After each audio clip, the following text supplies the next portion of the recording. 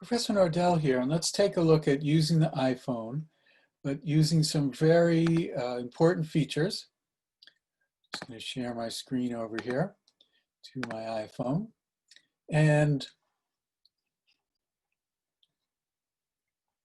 so I want to work with auto exposure lock as well as autofocus lock. So if I just take a picture here of these flowers, it's kind of dark, it's kind of boring, it's kind of interesting. That's sort of the snapshot approach to photography.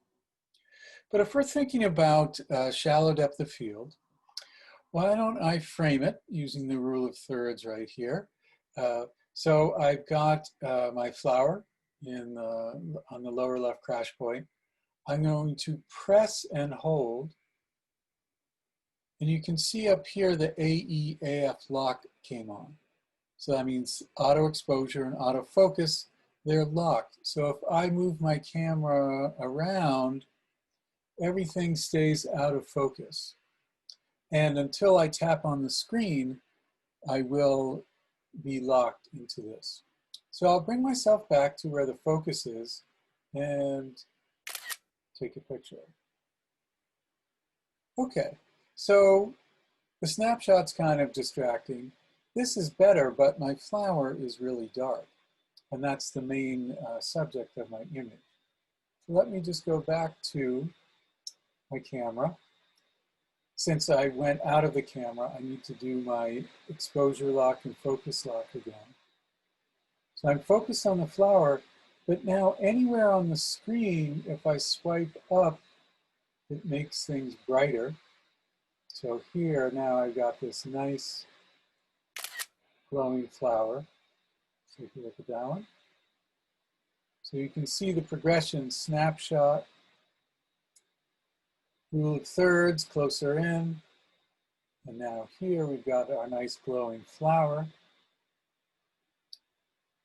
And so we can also, though, just for the sake of, I'll just move this a little. Maybe I'll try to get a focus on,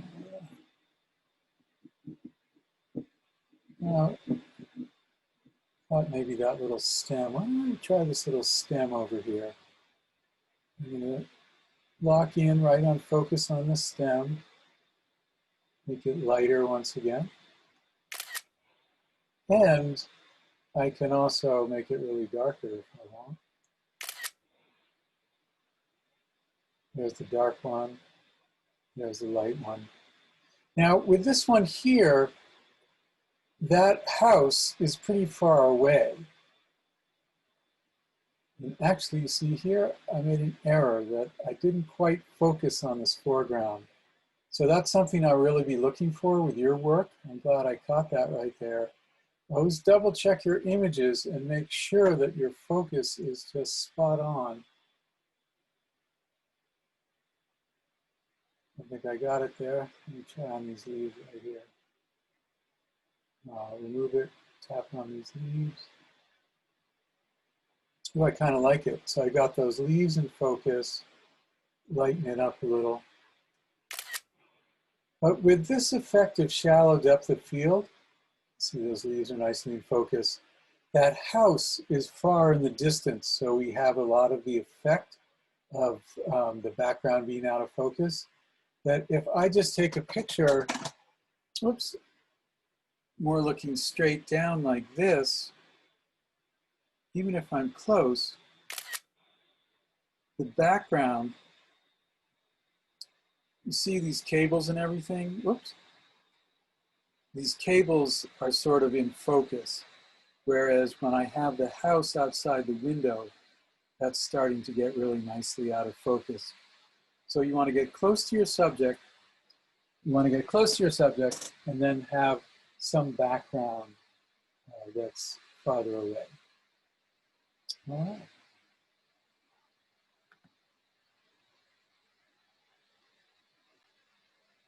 With shallow depth of field, your focus has to be super precise. You can see that flower on the left is out of focus. Now, that's what we're talking about here.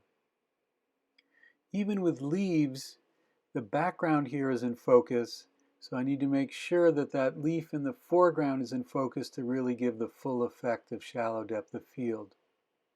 As I mentioned earlier, if your background is close, the effect is not as pronounced. But here, when I have my camera at an angle, the images in the distance are way out of focus. This shows you what a difference 1 minute can make. I took the picture, and this next picture was just a minute later, but the sun had gone down, although some nice shallow depth there. Now with maximum depth, here's just kind of a snapshot. But when I get down low and have that object in the foreground, it gives the image much more depth. Same here, snapshot of the street. I get close and have that sign in the foreground. It gives the image more depth. Similarly, here's that same snapshot, but if I get down with a really low angle, it can really accentuate the depth and make the picture really come alive. Here's just a snapshot. I'm thinking, how can I give this image more depth, that maximum depth of field? Now I have the fence in the foreground, and it really gives the picture so much depth, and also the lines lead me into the image nicely.